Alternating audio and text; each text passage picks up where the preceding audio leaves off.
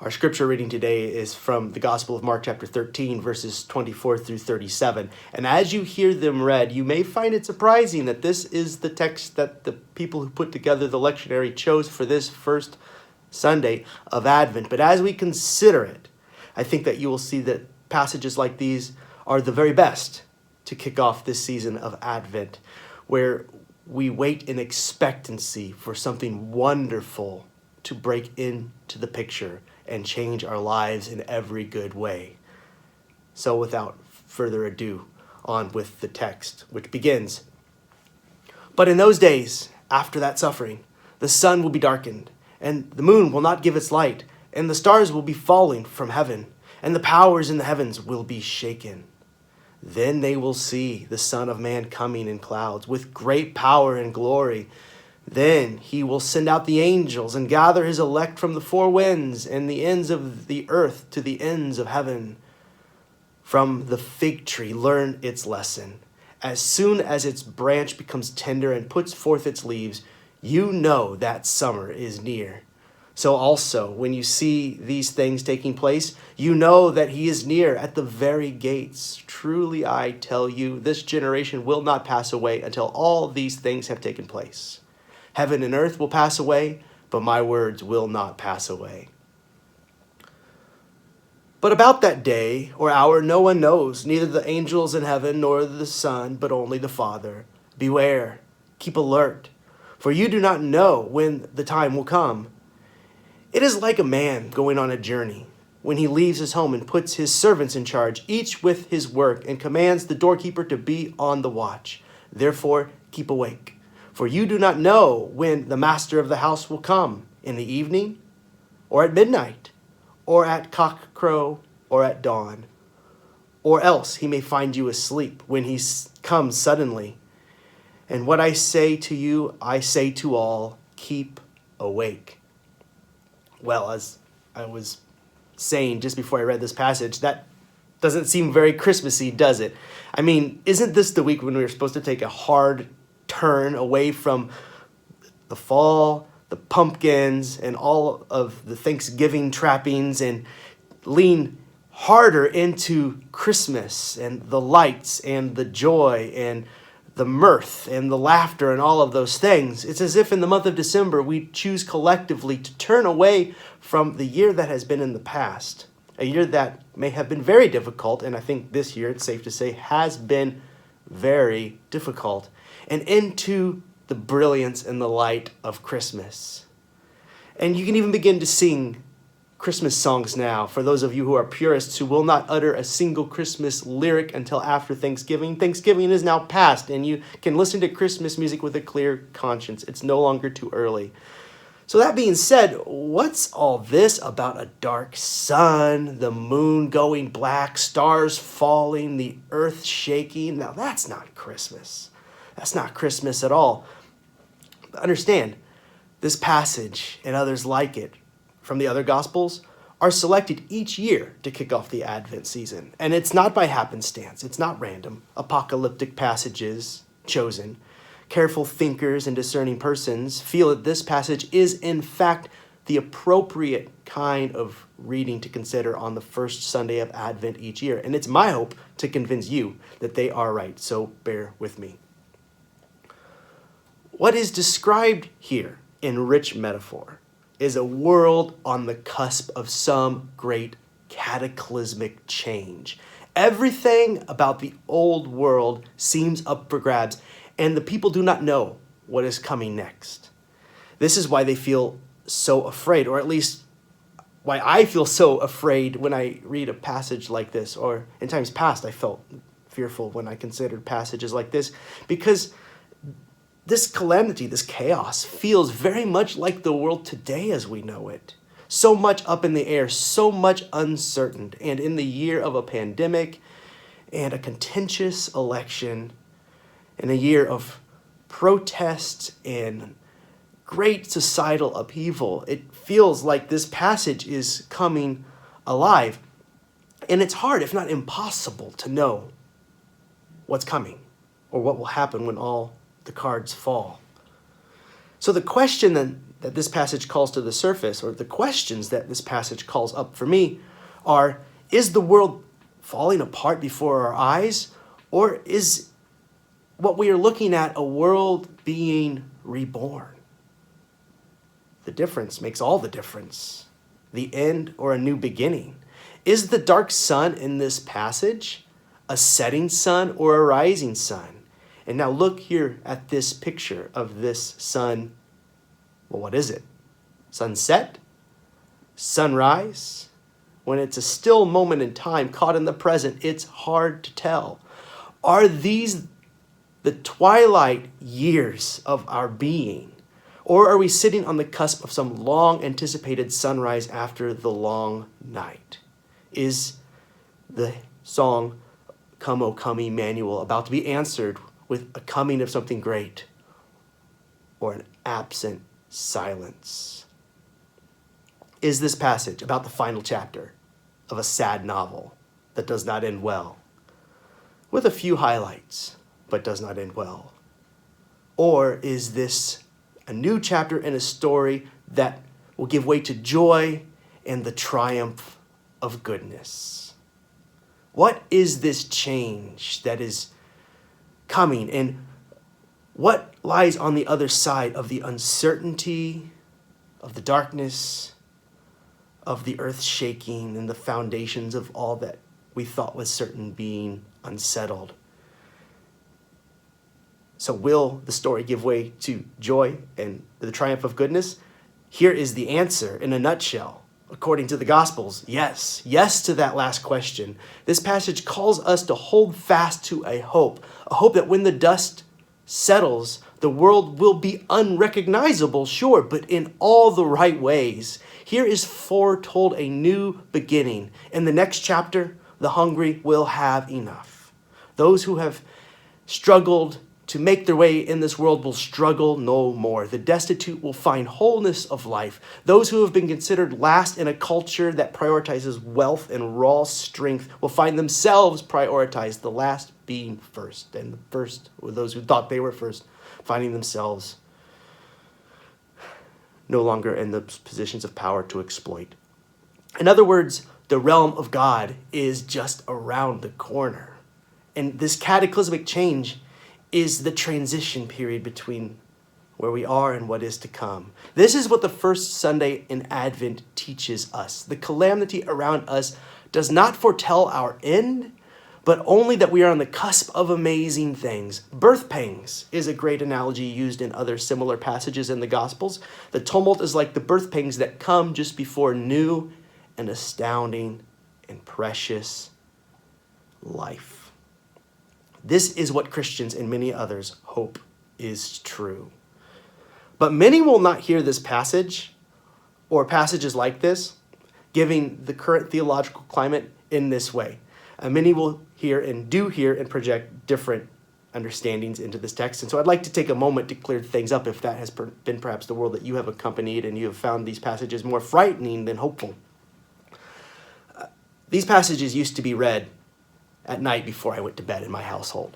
Passages like this with frequency. And the end of days was always on our minds, and we'd read about the signs in the heavens and the earthquakes and the wars and rumors of wars, and the biblical stories would come alive each and every night on the evening news as I watched entertainment-style coverage of Desert Storm, of Timothy McVeigh's terrorist bombing of the Oklahoma City building, of famines and floods and earthquakes, and someone would mutter under their breath, earthquakes in diverse places, just quoting the scripture.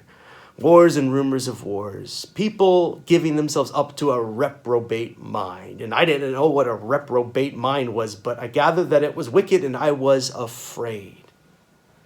Of course, a child would be afraid.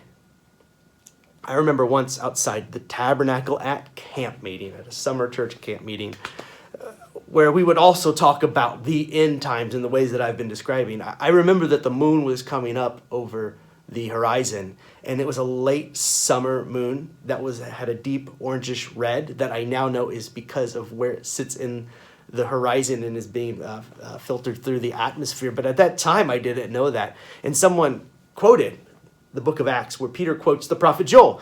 It says, in the last days, the sun shall turn to darkness and the moon shall turn to blood. And I stood there looking up at that bloody red moon, 6 years old and terrified of the end of the world. Because I thought that this could not possibly bring anything good. Because it wasn't that the world was just going to end. That's not that. If only that was the case. It was that the world was becoming a terrible place to live before the end. It's like a long and slow and steady decay to nothing. And Christians were supposed to endure the suffering or be raptured out of it, depending on who you talk to. Some thought we would endure the suffering and that somehow this was going to be a good thing. And for when these things happened, they were to happen near Jesus' return. And when Jesus returned, well, then it's just the end. And I was told that I'd go to some other place, but so much of that meant that what I loved would end, would die. This planet, this wonderful space, troubled, yes, but wonderful too. And this made me sad, and did I mention afraid? I have a very vivid memory of reading a passage like this late into the night. And I remember where all the juicy stuff begins with the wars and rumors of wars and the stars following and all that stuff. I remember reading that maybe 6 or 7 or maybe no older than 8. And as I read, I began to cry uncontrollably.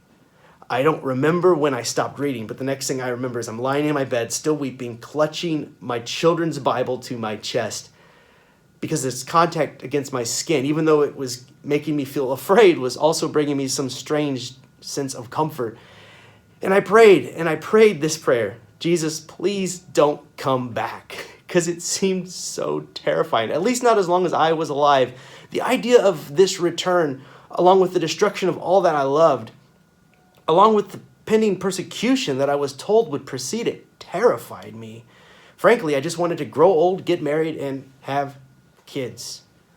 So it's probably not a surprise to you. And we'll get to Christmas here in a second, to Advent, all right? But this interlude, just to explain some context for this passage, it won't surprise to you. It won't be a surprise to you. That the word apocalypse carries a lot of baggage for me. And you are probably well familiar with the word, I'm sure. The passage that we just read is, by its genre, apocalyptic, if you're going to categorize it as a genre of literature. But when somebody says to you to be ready for the coming apocalypse, what do you think they mean? Most certainly they mean the end of the world, the cataclysmic end of the world. And we are told that this time is coming when the world will be brought down on our heads. So apocalypse, that's what that word means to many. An apocalyptic-minded person is someone who seems fixated on these ideas and these concepts and on this kind of end. And probably you've met some people like that. But I want you to know something you probably don't know. Or if you do know, good on you. But it took a long time for me to learn. And it's basically this. This way of interpreting things, as I've been describing, is fairly new. And by new, I mean 200 years old or less. We've inherited a theological construct that was put together by a Scottish Anglican minister named John Nelson Darby sometime in the mid to late 1800s. And Darby thought that these passages dealt with the end of the world, that he could, through careful study and reading, put together a picture of what it would look like. But these Bible texts, in truth, have little to do with each other, the ones that he put together from Daniel and what we just read. But he would construct with those passages a timeline, a countdown towards an end. And this way of reading the apocalyptic literature in the Bible is basically, as I'm trying to emphasize, brand new. Words associated with it, like dispensation or rapture, are not even in the Bible, and were never used in the Christian traditions until fairly recently, and in a very specific context in Europe and then in North America. And these words would come from his students. So his teachings at the time were largely rejected by the church in his home, Scotland, as well as the rest of Europe. But there is still a church there today, formed to hold his teachings about these things and other matters. They're called the Plymouth Brethren, a fairly obscure sect today. But in the meantime, Darby sent missionaries to the United States and to Canada. And here it took off like wildfire, as as were so many of the new religious movements of those days up in upstate New York, where you had the Seventh-day Adventists, the Church of Mormon, and Jehovah's Witnesses starting. Around that time, it was ripe for new ideas, and this idea took off in North America like wildfire. Fast forward 100 years, and what do you have? The Late Great Planet Earth by Hal Lindsey, a book that I read. You may have heard of the Left Behind series. It's a whole brand of children's books and video games and action figures and young adult readings. And I read those books and watched those movies too when I was young. And that's part of the culture, part of the climate. Today, it seems very normal to speak about apocalyptic texts and prophecies in these terms. It's kind of, these passages have been hijacked by these very potent ideas. But I'll remind you, it's brand new. Christians did not believe this for the first 1,800 years of the church's inception. So if it is the truth, it's a funny thing to miss for so long. It's a breakaway from how these writings were originally intended to function in the communities that first received them. True, the scripture we're considering from the Gospel of Mark chapter 13 is about the end of something. But what sort of end? And if it is an end, the end of what? And nailing down these questions brings these texts into more clarity, and it helps us see why they are appropriate for the first Sunday of Advent. Because here's the thing.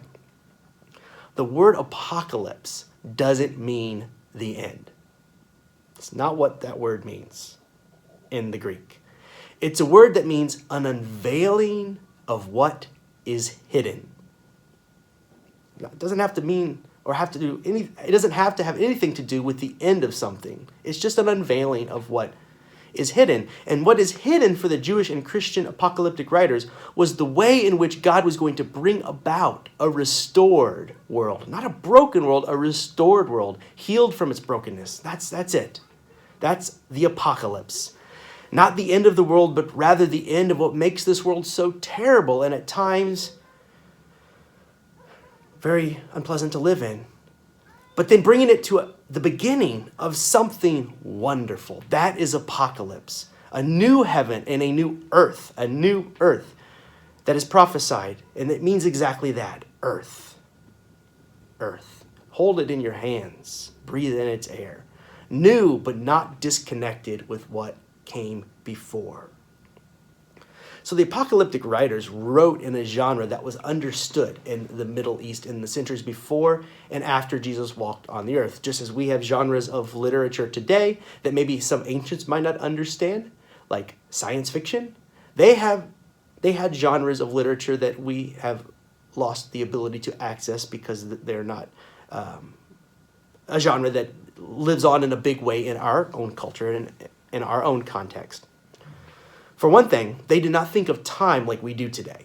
One thing to understand. We think of time as this linear progression. There's a beginning, and then one day there will be an end.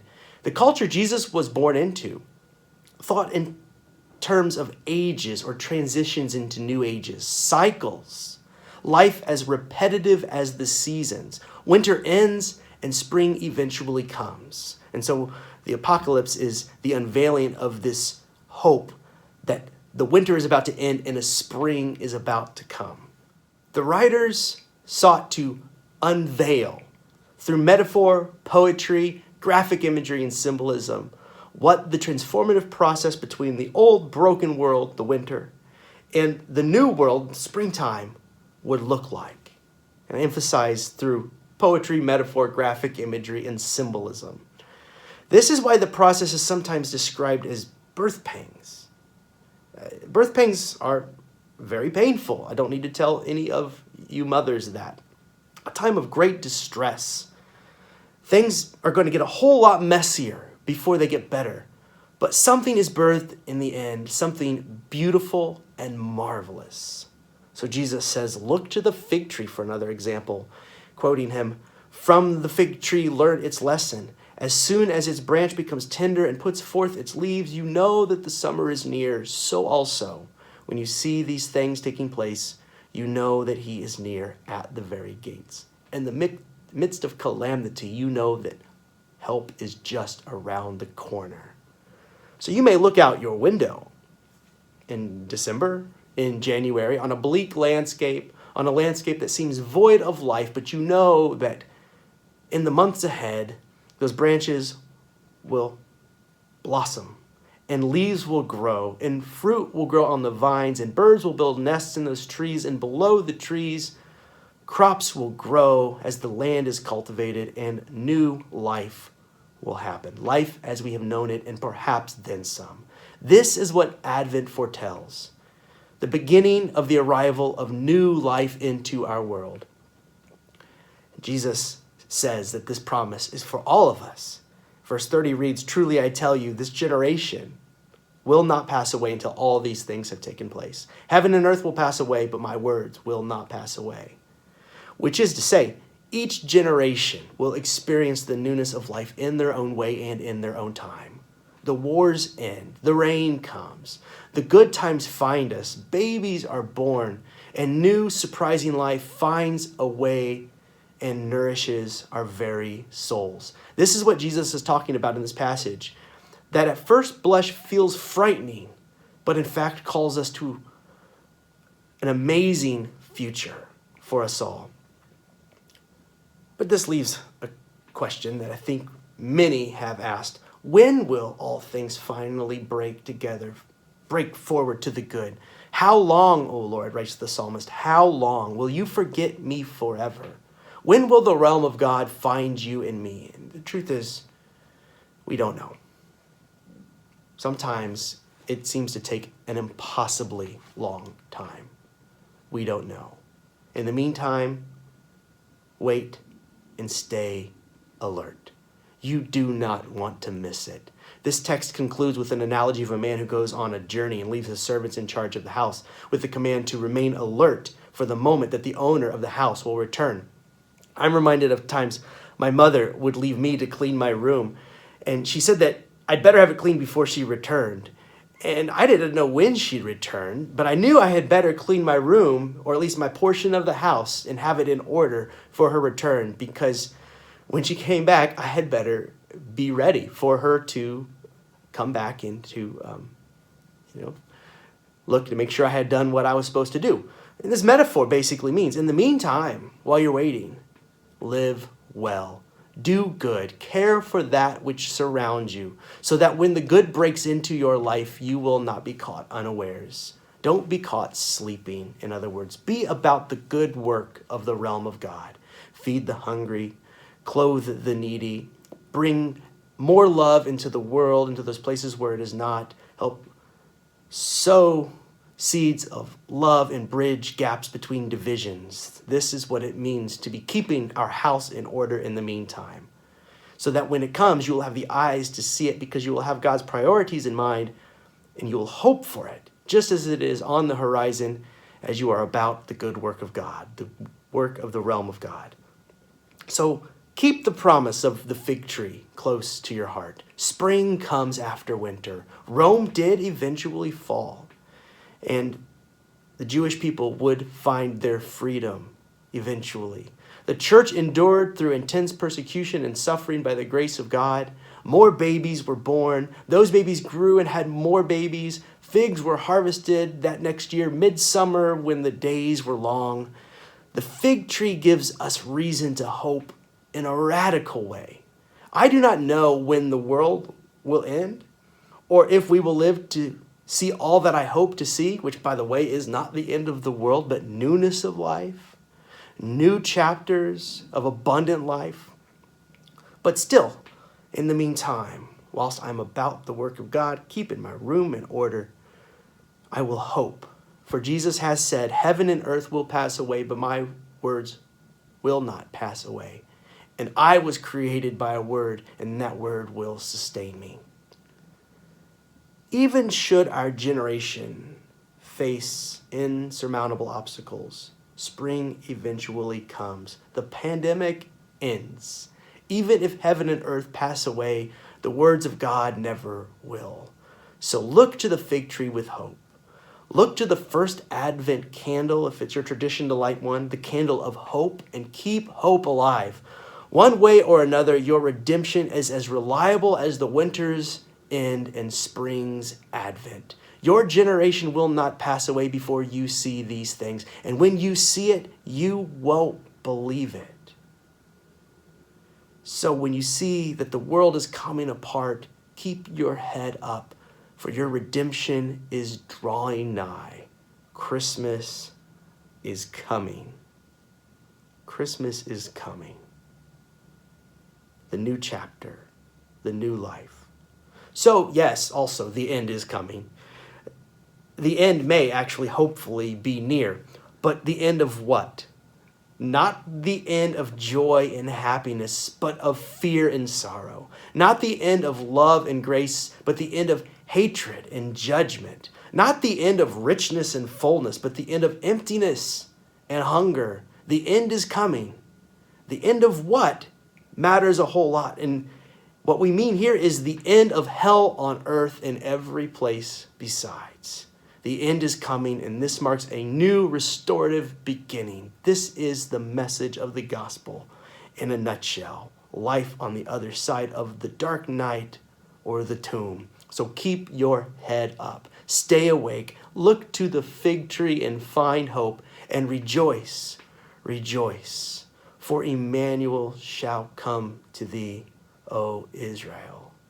Help is on the way.